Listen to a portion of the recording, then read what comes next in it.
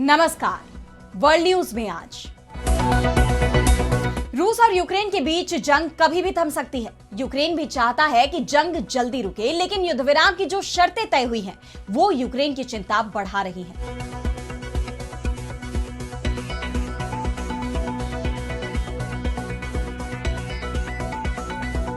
अगर अमेरिका के राष्ट्रपति डोनाल्ड ट्रंप की कोशिश कामयाब होती है तो 3 साल से चल रही जंग रुक सकती है, लेकिन इसके लिए यूक्रेन को ही अपना रुख नरम करना होगा। रूस ने साफ कह दिया है कि वो दबाव में फैसला नहीं लेगा, चाहे उसके खिलाफ पूरा नेटो ही क्यों ना आ जाए, क्योंकि अब ब्रिटेन की तरफ से कहा जा रहा है कि रूस की तरफ से उसे उकसाया जा रहा है। तो क्या नेटो के साथ जंग की तैयारी में है रूस? ब्रिटेन का कहना है कि रूसी जासूसी जहाज ने उसके विमान पर लेजर हमला किया है, जबकि रूस ने इसे पूरी तरह से खारिज कर दिया है। इस पर हम करेंगे विस्तार से चर्चा, लेकिन आइए जरा उन खबरों को भी देख लें जिन पर आगे होगी बात। युद्ध विराम के बीच इजरायली सेना ने गजा में किया बड़ा हमला, 22 लोगों की मौत। लेबनान में प्रतिबंधित बमों से हमले को लेकर भी सवालों से घिरा इजरायल। भारत और पाकिस्तान की जंग पर अमेरिकी राष्ट्रपति ट्रंप का नया दावा, कहा 350% टैरिफ की धमकी के चलते हुआ युद्ध विराम। 8 में से 5 युद्ध व्यापार और शुल्क की वजह से सुलझे। तालिबान के विदेश मंत्री के बाद एक और बड़े मंत्री पहुंचे भारत। पाकिस्तान की बढ़ी बौखलाहट, रक्षा मंत्री ख्वाजा आसिफ बोले ना तो नजरअंदाज कर सकते हैं और ना ही भरोसा। और चलते चलते में देखेंगे 3500 साल पुरानी सभ्यता की खोज को, क्या दोबारा लिखा जाएगा इतिहास? इन सभी खबरों पर हम विस्तार से करेंगे बात, लेकिन पहले एक नजर हेडलाइंस पर। अब सूडान पर टिकी अमेरिकी राष्ट्रपति ट्रंप की निगाहें, अफ्रीकी देश को बताया धरती पर सबसे हिंसक जगह। सऊदी अरब और अन्य देशों से की साथ मिलकर काम करने की अपील। म्यांमार में नौकरी के झांसे में फंसे भारतीयों का हुआ रेस्क्यू। स्पेशल विमान से 125 भारतीय थाईलैंड के जरिए लौटे। दूतावास ने ऐसे स्कैम्स को लेकर नागरिकों को किया आगाह।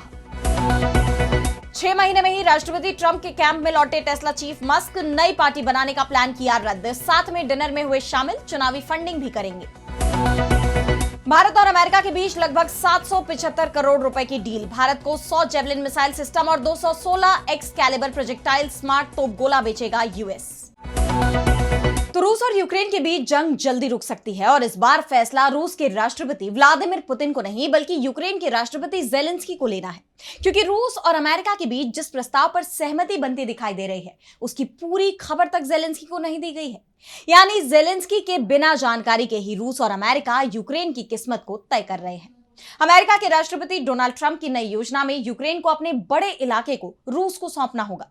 यूक्रेन को पूरा दनबास का इलाका खाली करना होगा। फाइनेंशियल टाइम्स की रिपोर्ट के मुताबिक इस प्लान को तैयार करने वालों में रूस के वेल्थ फंड के प्रमुख और पुतिन के करीबी दिमित्रियेव भी शामिल हैं। जिस प्रस्ताव पर सहमति बनाई जा रही है, उसमें यूक्रेन को अपनी सेना की क्षमता आधी करनी होगी और कई अहम हथियार छोड़ने होंगे। इसके साथ ही पश्चिमी देशों से मिलने वाली लंबी दूरी की मिसाइलों तक यूक्रेन की पहुंच रोक दी जाएगी। योजना में यह भी कहा गया है कि यूक्रेन की जमीन पर किसी भी विदेशी सैनिक की मौजूदगी नहीं होनी चाहिए। यानी यूक्रेन भविष्य में नेटो में शामिल नहीं होगा और ना ही नेटो के सैनिक यहां तैनात होंगे। इस प्लान में यूक्रेन से रूसी भाषा को आधिकारिक भाषा का दर्जा देने और रूसी ऑर्थोडॉक्स चर्च की स्थानीय शाखा को आधिकारिक मान्यता देने की बात भी कही गई है।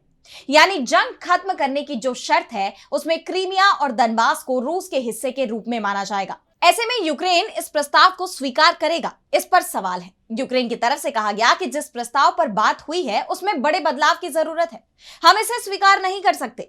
वैसे यूक्रेन कुछ भी दावा करे, लेकिन एक बात तो तय है कि अगर अमेरिका ने दबाव बनाया तो ज़ेलेंस्की को इसे मानना ही होगा, क्योंकि बिना अमेरिका की मदद के यूक्रेन रूस का सामना नहीं कर पाएगा। वैसे रूस सिर्फ यूक्रेन पर ही दबाव नहीं बना रहा, बल्कि पूरे नेटो को भी सीधे चुनौती दे रहा है। दरअसल ब्रिटेन ने रूस पर गंभीर आरोप लगाया है। ब्रिटेन के रक्षा मंत्री जॉन हीली का कहना है कि रूस का एक जासूसी जहाज यांतर ब्रिटिश की समुद्री सीमा के अंदर प्रवेश कर गया। इस जहाज से ब्रिटिश रॉयल एयरफोर्स के विमानों पर लेजर बीम से हमला किया गया है। लेजर बीम इतने शक्तिशाली होते हैं कि इससे एयरफोर्स के पायलटों की आंखें चौंधिया जाती हैं। ऐसी स्थिति में हवाई दुर्घटना की आशंका बढ़ जाती है। ब्रिटेन इसे बेहद गंभीरता से ले रहा है। ब्रिटिश मंत्री ने कहा कि रूसी जहाज स्कॉटलैंड के उत्तर में था और इस साल दूसरी बार यूके की जल सीमा में घुसा था। ब्रिटिश रक्षा मंत्री ने रूस और पुतिन को सख्त मैसेज देते हुए कहा है कि हम आपको देख रहे हैं, हम जानते हैं कि आप क्या कर रहे हैं और अगर यांतर इस हफ्ते दक्षिण की ओर जाता है तो हम तैयार हैं। ब्रिटिश रक्षा मंत्री ने धमकी भरे अंदाज में कहा है कि अगर यांतर रास्ता बदलता है तो हमारे पास मिलिट्री ऑप्शन तैयार है। ब्रिटेन बेहद नाराज दिख रहा है तो उसके आरोपों पर लंदन के रूसी दूतावास का भी बयान सामने आ गया, जिसमें कहा गया है कि रूस का कोई भी कदम यूनाइटेड किंगडम के हितों पर असर नहीं डालता। हमारा मकसद उसकी सुरक्षा को कमजोर करना नहीं है। हमें ब्रिटिश अंडर वाटर कम्युनिकेशन में कोई दिलचस्पी नहीं है। ब्रिटेन ऐसे नुकसान पहुंचाने वाली बयानबाजी से बचे क्योंकि ये यूरोपीय महाद्वीप को संकट की स्थिति की ओर बढ़ाते हैं। और अब बढ़ते हैं अगली खबर की तरफ, जहां हम बात करेंगे मिडिल ईस्ट में फिर से बढ़ते तनाव की।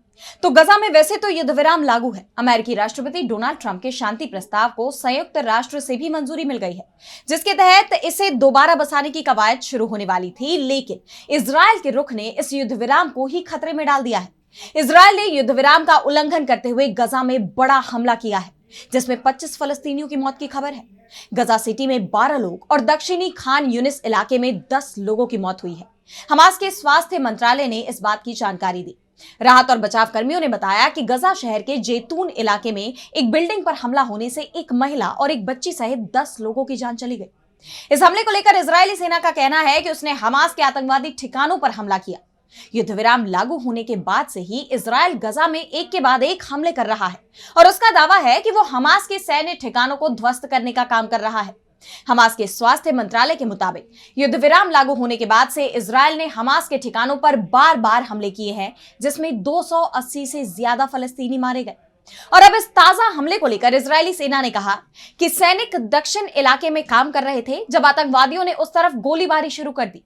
यह सीजफायर समझौते का उल्लंघन है, इसलिए इसके जवाब में हमने गजा पट्टी में हमास के ठिकानों की तरफ हमला शुरू कर दिया। हालांकि हमास की तरफ से इस पर अब तक कोई प्रतिक्रिया नहीं दी गई, लेकिन गजा में हमास की सिविल डिफेंस एजेंसी के प्रवक्ता महमूद बसल ने जरूर कहा कि कई दिनों की शांति के बाद इजरायली सेना के ये हमले तेजी से बढ़े हैं। अब सबसे बड़ा सवाल यह है कि जब हमास इस समझौते का पूरी तरह पालन कर रहा है तो इजरायल की तरफ से बार बार इसे तोड़ने की कोशिशें क्यों की जा रही हैं, और वो भी ऐसे वक्त में जब ट्रंप की योजना का दूसरा चरण गजा में प्रभावी रूप से लागू होने जा रहा है, जिसके तहत इस क्षेत्र में अंतरराष्ट्रीय बलों की भी तैनाती की जाएगी। इजरायल तो पहले ही साफ कर चुका है कि फलस्तीन कभी भी आजाद देश नहीं बन पाएगा। इन हालात में इजरायल के रवैये पर गंभीर सवाल उठ रहे हैं। इस बीच लेबनान में इजरायली हमलों को लेकर जो रिपोर्ट सामने आई है उसमें चौंकाने वाले खुलासे हुए हैं। गौरतलब है कि लेबनान के हिजबुल्लाह के साथ इजरायली सेना की 13 महीनों तक जंग चली थी और एक साल पहले युद्ध विराम की घोषणा की गई। द गार्जियन की जांच बताती है कि इस संघर्ष के दौरान इजरायल ने ऐसे क्लस्टर बम इस्तेमाल किए जिन पर दुनिया भर में पाबंदी है। 124 देशों ने इनके इस्तेमाल पर प्रतिबंध लगाया है और इसी जंग की मार झेलते झेलते लेबनान के कई इलाके खंडहर में बदल गए। दक्षिण के गांव उजड़ गए और बड़ी आबादी विस्थापित हो गई। हालांकि इजरायली सेना ने इन हथियारों के इस्तेमाल की ना तो पुष्टि की और ना ही खंडन किया, लेकिन इतना जरूर कहा कि वे अंतरराष्ट्रीय कानून के तहत वैध हथियारों का ही इस्तेमाल करते हैं और नागरिकों को नुकसान से बचाने की कोशिश करते हैं। लेकिन इस खुलासे ने उनकी मंशा पर कई सवाल खड़े कर दिए हैं। आप जानते हैं कि 19 नवंबर को इजरायल ने लेबनान में लागू युद्ध विराम का उल्लंघन करते हुए दोबारा हमला किया और दावा किया कि उसके हमले हमास के ठिकानों को तबाह करने के लिए थे, जबकि हमास ने इन आरोपों को झूठ और गढ़ी हुई कहानी बताया है। ऐसे में सवाल ये उठ रहे हैं कि क्या इजरायल के हमलों से गजा में भी युद्ध विराम टूट जाएगा। और अब अगली खबर में बात करेंगे भारत और पाकिस्तान की जंग को लेकर अमेरिकी राष्ट्रपति डोनाल्ड ट्रंप के नए दावे की। तो ट्रंप को भले ही इस साल नोबेल शांति पुरस्कार नहीं मिला, लेकिन वो खुद को इसका प्रबल दावेदार मानते हैं। ट्रंप कहते रहे हैं कि भले ही मुझे नोबेल न दिया जाए, लेकिन इस बात से कोई इनकार नहीं कर सकता कि मैंने दुनिया में शांति स्थापित करने के लिए जो काम किए वो कोई और राष्ट्रपति नहीं कर सकता था। ट्रंप ने अब तक 8 जंग रुकवाने का दावा बार बार किया है, लेकिन सबसे ज्यादा सवाल अगर उनके किसी दावे पर उठे तो वो था भारत और पाकिस्तान की जंग रुकवाने का। अमेरिकी राष्ट्रपति का कहना है कि इसी साल मई में उन्होंने 2 परमाणु देशों के बीच एक भयानक जंग होने से रोक दिया। उन्होंने व्यापार खत्म करने की धमकी देकर भारत और पाकिस्तान को युद्ध विराम के लिए तैयार कर लिया। यह दावा वो अब तक 60 से ज्यादा बार कर चुके हैं। हालांकि पाकिस्तान ने तो कहा भी कि ट्रंप की इस सीजफायर में अहम भूमिका रही, लेकिन हिंदुस्तान का रुख हमेशा से साफ है कि उनके देश के आंतरिक मामलों में किसी भी तीसरे के दखल की कोई गुंजाइश नहीं है। इसे लेकर हिंदुस्तान से ट्रंप की नाराजगी भी वक्त वक्त पर सामने आई। वो कहते रहे हैं कि भले ही मुझे क्रेडिट न दिया जाए, लेकिन मैंने इस भयानक जंग को रोका, वरना दुनिया में बड़ी तबाही मच सकती थी।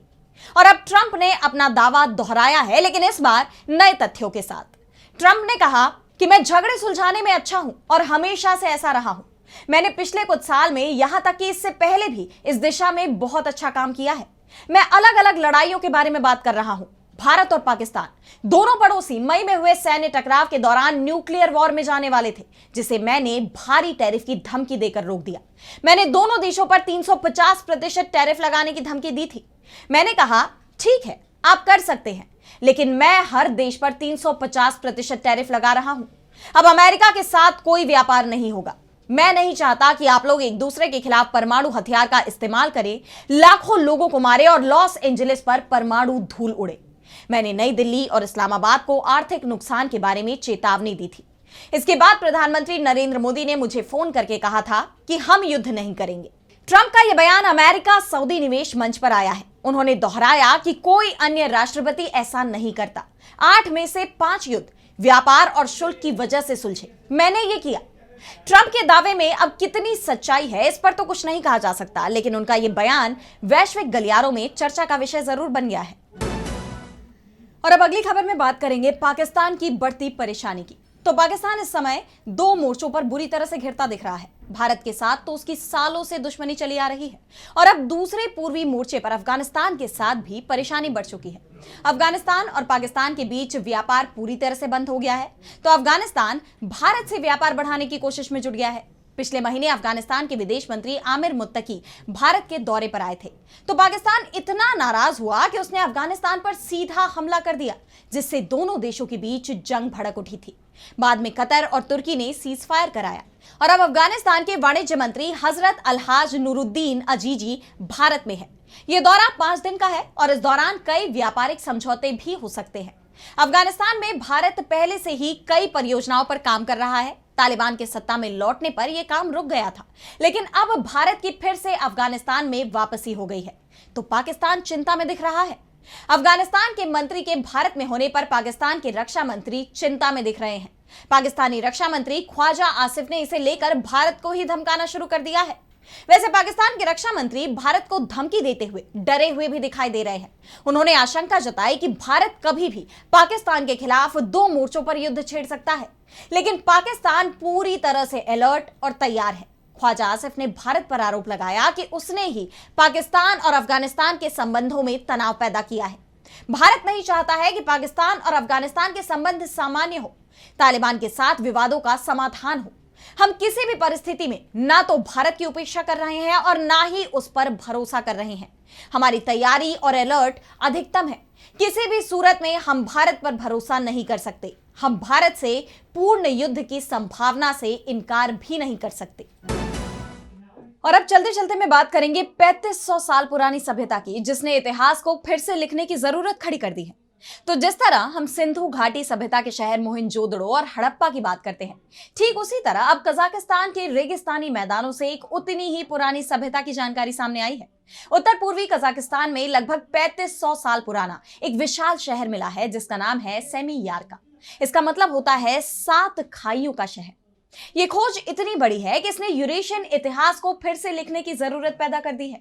अब तक तो यही माना जाता था कि कांस्य युग यानी ब्रॉन्ज एज में यहाँ के लोग घुमंतु होते थे और छोटे अस्थायी शिविरों में रहा करते थे, पर सेमीयार्का जो लगभग 140 हेक्टेयर क्षेत्र में फैला हुआ था, इस धारणा को तोड़ता है। यह दिखाता है कि 1600 ईसा पूर्व के आसपास भी यहाँ लोग स्थायी तौर पर बड़े और योजनाबद्ध तरीके से घरों में रहते थे। डरहम और तोरा घीरो विश्वविद्यालय के वैज्ञानिकों को यह शहर इटिस नदी के ऊपर एक पहाड़ी पर मिला। शहर में मिट्टी के टीलों की लाइनें हैं जो बताती हैं कि घर कई कमरों वाले थे और यहाँ एक बड़ी व्यवस्थित आबादी रहती थी। सेमीयार्का की सबसे खास बात है इसका इंडस्ट्रियल एरिया यानी औद्योगिक क्षेत्र। यह शहर सिर्फ रहने की ही जगह नहीं थी, बल्कि कॉपर बनाने का एक बड़ा केंद्र हुआ करता था। इटिस नदी के रास्ते अल्ताई पर्वतों के तांबे और टिन स्रोतों तक इसकी आसान पहुंच थी, जिसने इस पूरे क्षेत्र का बिजनेस हब शुरू कर दिया। शोधकर्ताओं को यहां धातु गलाने के बर्तन, धातु का कचरा और टिन से बने कांसे की चीजें मिली हैं। पुरातत्वविद डॉक्टर मिल्जाना रेडिवोजेवी इसे दशकों की सबसे बड़ी खोजों में से एक बता रही हैं। ये खोज हमें बताती है कि प्राचीन कजाकिस्तान का समाज और अर्थव्यवस्था कितनी उन्नत थी। अब वैज्ञानिक उम्मीद कर रहे हैं कि ये 7 खाइयों का शहर इस पूरे यूरेशियन मैदान के इतिहास के कई अनसुलझे रहस्यों को खोलेगा। अब इस शहर को लेकर और क्या क्या निकलकर सामने आता है ये तो देखना होगा, लेकिन फिलहाल आज इस वर्ल्ड बुलेटिन में बस इतना ही। देश दुनिया की तमाम बड़ी खबरों के लिए आप देखते रहिए डीबी लाइव और मुझे दीजिए इजाजत। नमस्कार।